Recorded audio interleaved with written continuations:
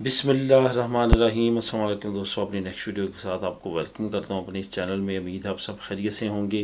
तो चलते हैं आज की अहम न्यूज़ की जानब। सबसे पहले तो बात करेंगे स्पेन वर्क परमिट से रिलेटेड कुछ अहम काम किए जा रहे हैं, एक फार्मूला तैयार किया जा रहा है, वो क्या है उस पर डिटेल के साथ आप लोगों के साथ बात करूँगा और उसमें बताऊँगा कि वर्क परमिट से रिलेटेड क्या नई अपडेट्स आ सकती हैं। इसके बाद यूरोपीय यूनियन की तरफ से दो अहम ऐलानात किए गए हैं जिनका अमल जो है वो नेक्स्ट मंथ से शुरू हो जाएगा। इस पे तफसीली बात करेंगे। इटली वर्क परमिट से रिलेटेड भी बहुत अहम खुशखबरी है, वो आप लोगों के साथ शेयर करूंगा। और आखिर में रेंता से मतलब अहम मालूमात आप लोगों के साथ शेयर करूंगा जिसके बारे में आपने कमेंट्स भी किए हैं। अब बात करते हैं सबसे पहले स्पेन वर्क परमिट से रिलेटेड कि उसमें क्या नई अपडेट्स आने वाली हैं। हुकूमत ने स्पेन वर्क परमिट से रिलेटेड एक फार्मूला तैयार किया है जिसका मैं न्यूज़ की और डिटेल का तमाम जो लिंक है वो नीचे आपको लिंक नंबर 1 के नाम से मिल जाएगा। वहाँ पे आप अगर क्लिक करेंगे तो आपको तमाम मालूमात मिल जाएगी वहाँ पे भी। स्पेन वर्क परमिट से रिलेटेड जो सबसे अहम चीज़ है वो ये है कि एक फार्मूला तैयार किया जा रहा है जिसमें मज़ीद वर्क परमिट जो हैं वो नॉन यूरोपियन कंट्रीज़ के लिए पेश किए जाएंगे ताकि वहाँ से मज़ीद लोग आएँ। इसके साथ साथ 50,000 जो तालिब इल्म हैं, जो इंटरनेशनल स्टूडेंट्स हैं, जो मुल्क के अंदर अभी स्टडी कर रहे हैं या आने वाले वक्त में मज़ीद आएंगे स्टडी करने के लिए, उनके लिए भी वर्क परमिट की ऑफ़र पेश की जाएगी। यहाँ पे आपको बताता चलूँ कि जो स्टूडेंट्स हैं, इस पे मैंने पहले भी आप लोगों के साथ ये ब्रेक शेयर की थी न्यूज़ कि सबसे पहले तो आपको ये बताता चलूँ कि जो इंटरनेशनल स्टूडेंट्स हैं उनको अभी जो ऑलरेडी काम की इजाज़त है वो इतने ज़्यादा घंटे नहीं है, लेकिन उसके बाद उनको 20 से भी ज़्यादा घंटे हफ्ते में काम की इजाज़त होगी जिसमें वीकेंड पे वो ज़्यादा कर सकेंगे। उनके लिए जो है अब वर्क परमिट की अरेंजमेंट का फ़ैसला किया गया और उस पे अब उनको वर्क परमिट मिलेगा। अब अगर स्टूडेंट यहाँ पे कि आता है, अपनी स्टडी मुकम्मल करता है और यहाँ पे ही रहना चाहता है वर्क परमिट लगाने के बाद, तो उससे क्या होगा कि वो अब यहाँ पे परमानेंट रह सकेगा। एक और बड़ी अहम पेशरफ्त है वो यह कि पहले अगर इंटरनेशनल स्टूडेंट यहाँ पे रहता था और वो यहाँ पे रहते हुए फॉर एग्ज़ाम्पल उसने 3 साल या 4 साल पढ़ा, तो वो उसकी रेगो सोशियाल के लिए पदरोना मिनटों या प्रूफ के तौर पे काउंट नहीं होती थी। अगर उसने रेगो सोशियाल लेनी होती थी तो दोबारा से उसको टाइम पीरियड पूरा करना पड़ता था, लेकिन अब ऐसा नहीं है। अब वो टाइम पीरियड काउंट किया जाएगा और उनको रेगो सोशियाल में भी जगह मिलेगी। अगर वो कॉन्ट्रैक्ट लगा के काम लेना, जहाँ पे परमानेंट रहना चाहेंगे काम के सिलसिले में, तो उनको इजाज़त होगी, वो ऐसा कर सकेंगे। ये एक बड़ी पेशरफ्त है। उसके बाद नॉन यूरोपियन कंट्रीज़ के लिए वर्क परमिट की जो है वो नई ऑफ़र्स हुकूमत तैयार कर रही है।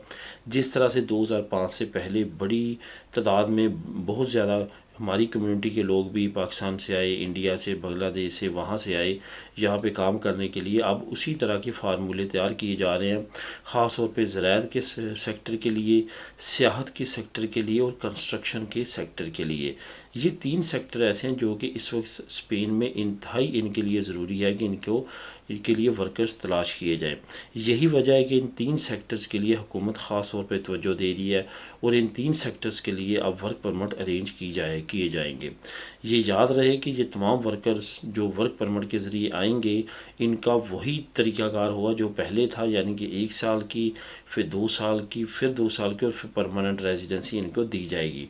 लेकिन जो यहाँ पे इमिग्रेशन के लिहाज से हुकूमत प्लानिंग कर रही है वो ऑलरेडी मैं आप लोगों के साथ शेयर कर चुका हूँ कि जो नई अरेगो फॉर्मेशन के नाम से एक नई अरेगो लाई जा रही है, उसका तमाम एक तरीक़ाकार मैंने लास्ट वीडियोस में आप लोगों के साथ शेयर किया। वो तरीके के साथ यहाँ पे रहने वालों को इमिग्रेशन में हिस्सा डालने की दावत दी जाएगी। अब देखते हैं आने वाले वक्त में मज़ीद क्या अपडेट्स आती हैं इमिग्रेशन से रिलेटेड। इसी तरह की नई अपडेट्स और नए जो भी काम हुकूमत करेगी या ऐलानात करेगी वो आप लोगों के साथ डे बाई डे शेयर करता रहूँगा। अब बात करते हैं यूरोपीय यूनियन की तरफ से 2 अहम ऐलानात किए गए हैं।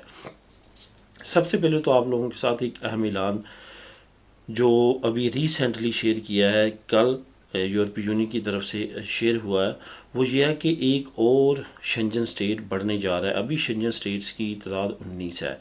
एक है यूरोपीय यूनियन जो 28-29 ममालिक में मुश्तमिल है, एक है उसके अंदर शेंजन स्टेट्स। शेंजन स्टेट का और यूरोपीय यूनियन का फ़र्क ये है कि शेंजन स्टेट्स में एक तो यूरोक्रेसी कॉमन है और दूसरी मैं मेजॉरिटी ऑफ कंट्रीज़ की बात कर रहा हूँ कि यूरो करेंसी कॉमन है। इसमें कुछ ममालिक ऐसे भी हैं जो शेंजन में है लेकिन उन्होंने यूरो करेंसी नहीं अपनाई, लेकिन मोस्ट ऑफ द कंट्री ने यूरो करेंसी अपना ली है। इसके बाद इन तमाम का बॉर्डर ओपन होता है। आपके पास किसी एक मुल्क का वीज़ा है, आप इनमें से किसी के पास भी जा सकते हैं, किसी की तरफ भी जा सकते हैं। तो इसमें यह है कि अब 19 ममालिक थे, अब एक और मुल्क बढ़ने जा रहा है जिसका नाम है क्रोशिया। क्रोशिया के बारे में कल यूरोपीय यूनियन के तमाम बड़े ममालिक जो है शेंजन स्टेट्स के, और जो यूरोपीय यूनियन के हेड है सदर इस वक्त फ्रांस बना हुआ है हेड यूरोपीय यूनियन का, इन्होंने ओस्लो में इस पर काफ़ी ज़्यादा स्टडी किया और उसके बाद उन्होंने प्रेस कॉन्फ्रेंस किया कि क्रोशिया ने अपने इकोनॉमिकल इंडिकेटर्स और इसके साथ साथ जो बाकी तमाम ज़रूरी इकदाम थे वो पूरे कर लिए हैं शेंजन स्टेट बनने के लिए। क्रोशिया ऑलरेडी यूरोपीय यूनियन में है लेकिन शेंजन में नहीं है, लेकिन अब उसने वो भी पूरे कर लिए हैं और उनको हम बाकायदा तौर पे शेंजन में शामिल करने जा रहे हैं और 1 जुलाई से वो शेंजन में शामिल हो जाएगा।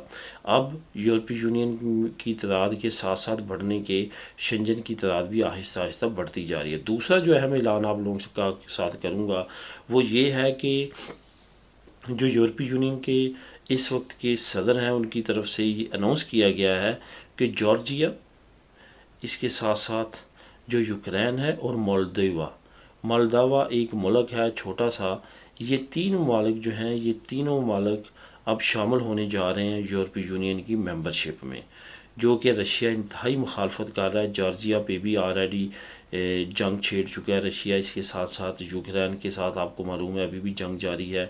मोल्दोवा जो है ये भी मुल्क रशिया से आज़ाद हुआ है, कभी ये रशिया का पार्ट था, तो रशिया इसके अगेंस्ट है, लेकिन अब यूरोपीय यूनियन ने इनकी मेंबरशिप जो है वो पास कर दी है और अब ये तीनों ममालिक भी यूरोपीय यूनियन के आने करीब मेंबर बन जाएंगे और मेंबरान की तादाद कंट्रीज़ की 30 से ज़्यादा हो जाएगी यूरोपीय यूनियन की। अब बात करते हैं इटली के वर्क परमिट से रिलेटेड। काफ़ी अच्छी अपडेट है, वो ये है कि यूरोपीय यूनियन की तमाम रिक्वायरमेंट्स पूरी करने के बाद इटली ने अब ये नई परमिशन लॉन्च कर दी है।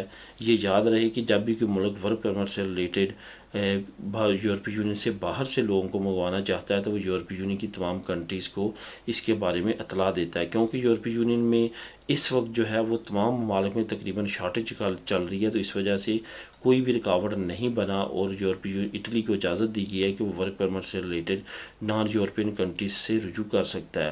पहले तादाद 30,000 थी, उसके बाद इसको बढ़ा के 40 की गई, 70 की गई लास्ट ईयर। अब हुकूमत ने ऐलान किया है कि 75,000 हम वर्कर्स जो हैं वो इटली के लिए नॉन यूरोपियन कंट्री से मंगवाएंगे। ये याद रहे कि पाकिस्तान भी उस मुल्क के इस कॉन्ट्रैक्ट का मेंबर है, इंडिया भी है, बांग्लादेश भी है, नेपाल भी है। ये तमाम ममालिक जो है ये मेंबर हैं इस कॉन्ट्रैक्ट के कि इटली अगर वर्कर्स को बुलवाता है तो इन ममालिक से भी बुलवाएगा।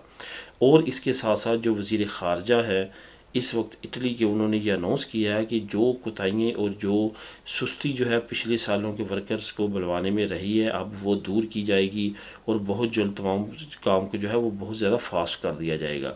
वो दोस्त जिन्होंने पिछले साल से वर्क परमिट जमा करवाया लेकिन अभी तक उनके रिज़ल्ट्स और उसके बारे में कुछ पता नहीं चल सका, उनके लिए भी यही अच्छी खबर है कि यानी करीब इंशाअल्लाह ताला उनकी जवाबात आना शुरू हो जाएंगे और हुकूमत अब नए अज़म के साथ इस काम को शुरू करने लगी है। रेंता के बारे में कुछ ज़रूरी मालूमात आप लोगों के साथ शेयर करूंगा कि 30 जून आखिरी डेट है, उससे पहले पहले अपना रेंता डिक्लेयर करवा लें।